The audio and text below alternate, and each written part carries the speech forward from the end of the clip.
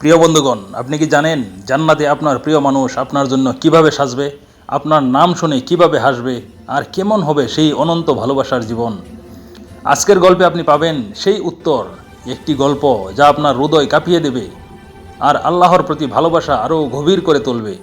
তাই অনুরোধ করছি, ভিডিওটি শেষ পর্যন্ত দেখুন আর পরিবারের সবাইকে নিয়ে একসাথে দেখুন, কারণ এই গল্প পরিবর্তন করবে আপনার দৃষ্টিভঙ্গি ইনশাআল্লাহ। জান্নাতে আপনার প্রিয় মানুষ, যে ভালোবাসা কখনো শেষ হবে না। একদিন আপনি জান্নাতে প্রবেশ করবেন, যে দিনটি হবে আপনার জীবনের সবচেয়ে শান্তি ভরা সকাল।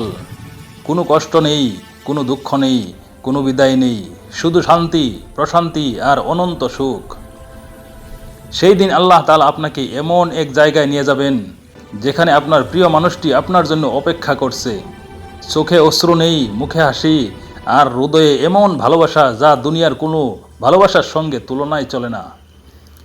জান্নাতের সেই দৃশ্য কল্পনা করুন, আপনার প্রিয় মানুষটি জান্নাতে আপনার জন্য সাজছে।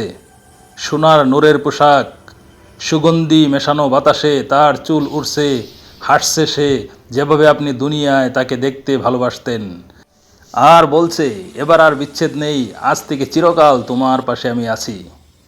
জান্নাতের ঘরগুলো নূর দিয়ে তৈরি হবে, বাহারি ফলের বাগান, প্রবাহিত হবে দুধ, মধু ও খাঁটি পানির নদী। আপনি যখন ইচ্ছা করবেন, আপনার প্রিয় মানুষটি সেই বাগানে আপনার জন্য আয়োজন করবে স্বপ্নের এক ভোজ। সেখানে থাকবে মিষ্টি ফল, সোনানি পেয়ালা, আর ফেরেশতারা পরিবেশন করবে জান্নাতের পানীয়।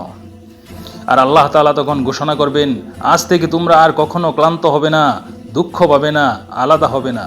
আমি তোমাদের জন্য সন্তুষ্ট, আর কখনো অসন্তুষ্ট হব না। সেই জান্নাতে আপনার প্রিয়জনের ভালোবাসা হবে নিখুঁত, না কোনো ভুল বোঝাবুঝি, না কোনো ঝগড়া, না কোনো হিংসা।